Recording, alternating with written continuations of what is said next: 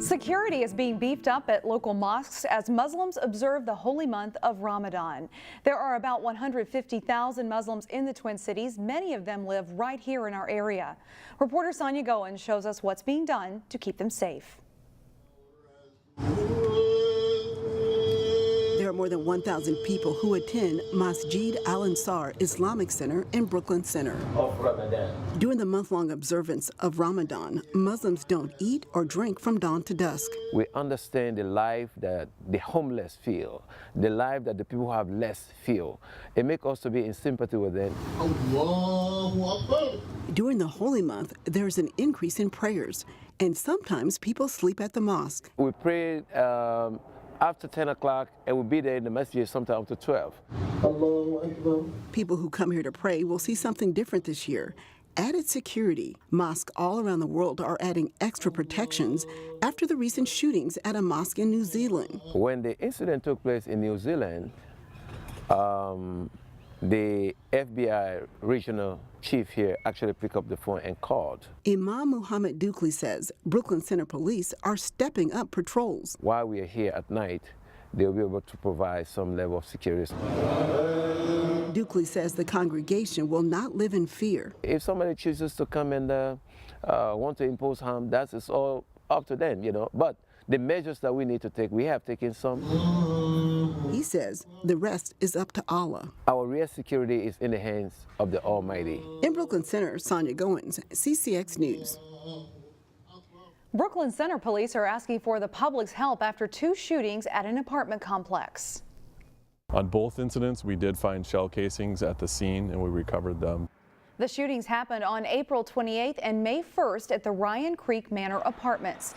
Police say witnesses heard about 7 shots from the first incident and at least 6 shots during the second. They say the gunfire was directed at the same apartment unit. On the second incident, one party we believe might have been hit by some glass, but no one was struck by any of the rounds that were fired at the apartment. Brooklyn Center police are planning a meeting with the apartment owner to see if they can find ways to cut down on criminal activity. No arrests have been made, but if you know anything, you're asked to give police a call. Well, the cat is out of the bag in Maple Grove. The company that's moving into a new shipping facility is Amazon.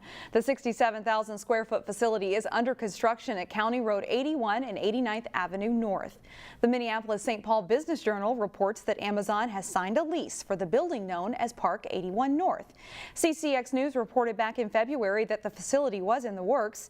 It will help the company provide faster shipping times.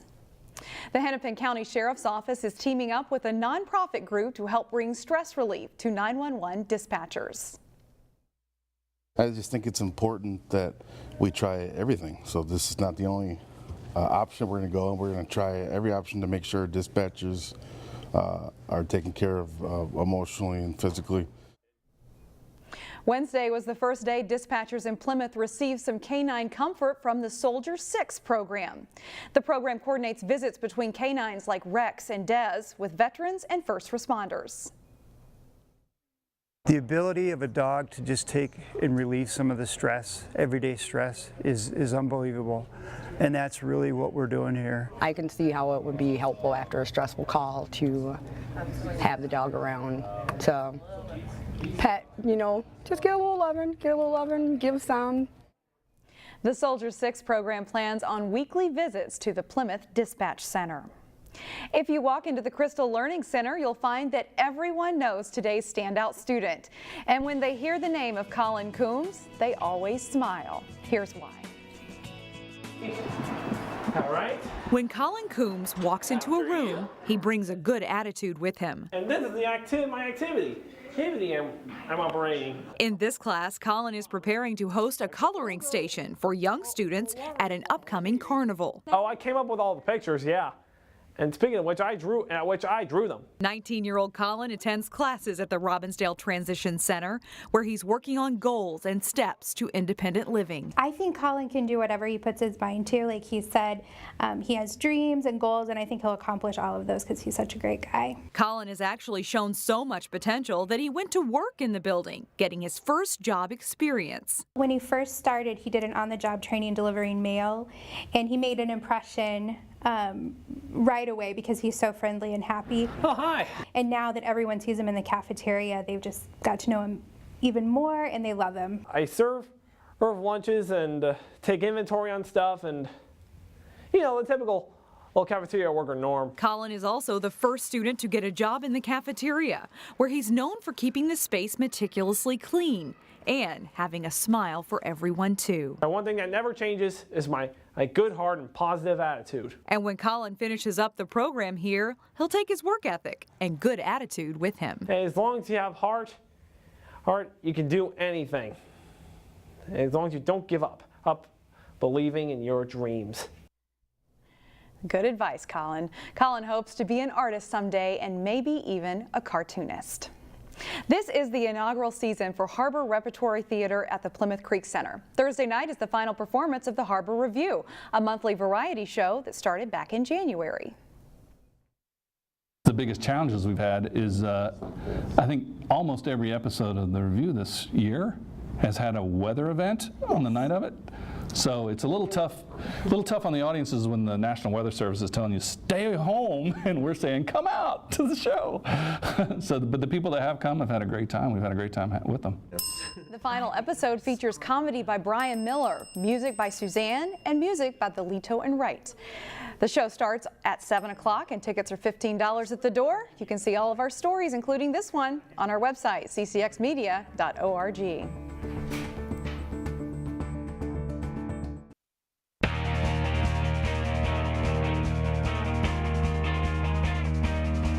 For the past 13 seasons, Maple Grove and Osseo played their annual regular season softball game on a Friday night at Maple Grove Middle School. That wasn't an option for this year, so the teams moved their game to under the lights at Osseo High School. Top of the first inning, and Crimson catcher Sophie Colhane floats a single over third base and into left field. Jade Tomaszek scores, and it's 1-0 Maple Grove. Second inning with Maddie Doyle up, and she grounds to second. She might have beat this one out anyway, but the ball is bobbled and everyone's safe on the play. Sydney Hockett scores, and it's 2-0 Crimson. Osseo gets runners to second and third base with 2 outs in the Orioles' second inning, but Maple Grove pitcher Ava Dueck gets one of her 9 strikeouts to end the inning and keep the score 2-0. In the top of the third, Dueck leading off, and she gets one out of the park in a hurry. It clears the left field fence for a home run. It's her 10th home run of the season and puts Grove up 3-0. They'd add one more in the 5th, and Dueck throws a shutout as Maple Grove beats Osseo 4-0. The Crimson are now 14-2 on the season. Two of the contenders in Northwest Suburban Conference baseball went head-to-head Tuesday as Armstrong played host to Blaine. It's the visiting Bengals getting off to a good start.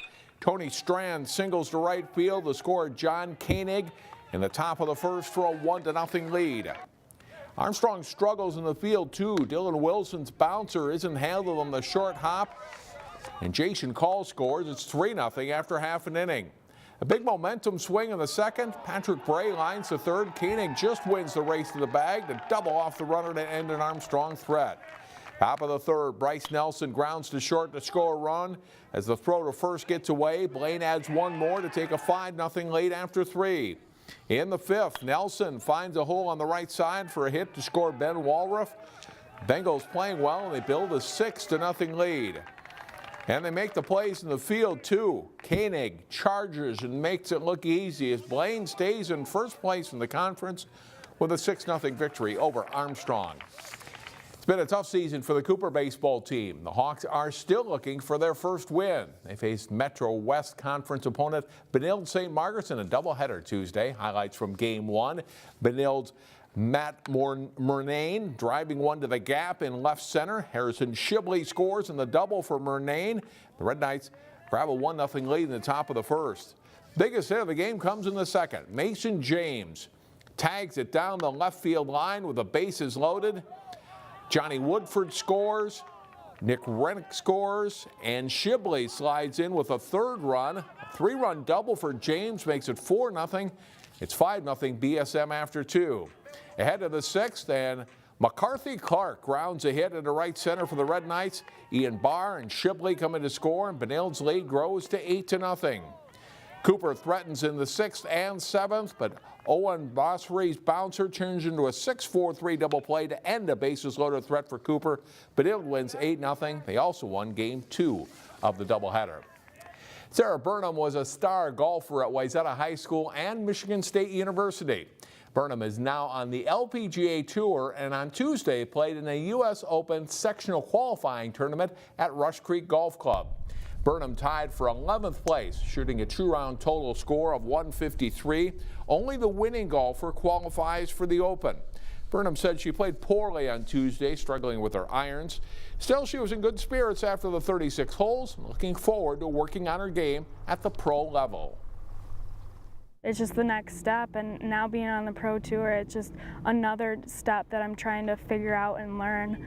I struggled a little bit my freshman year in college, so I got to figure out my game where it needs to be now. Burnham plans to play next in the Pure Silk Championship in Williamsburg, Virginia, starting on May 23rd. That's a look at sports. More news after this.